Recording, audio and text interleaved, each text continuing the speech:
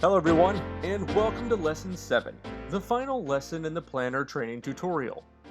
In this final tutorial, I will show you how to save and finish your project in the PLNAR app.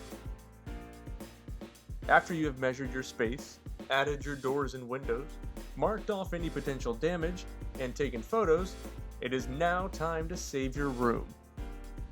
To do this, tap the Save button in the bottom right-hand corner of the screen.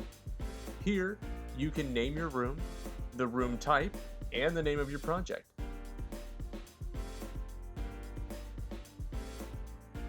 After you're done, tap the Save and Continue button at the bottom of the screen.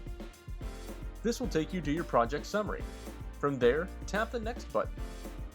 If you have not added your contact information, you will do so now.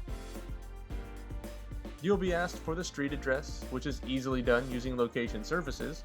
And when all information is collected, hit the Next button, and finally, tap the Finish button to send the project to the PLNAR Portal.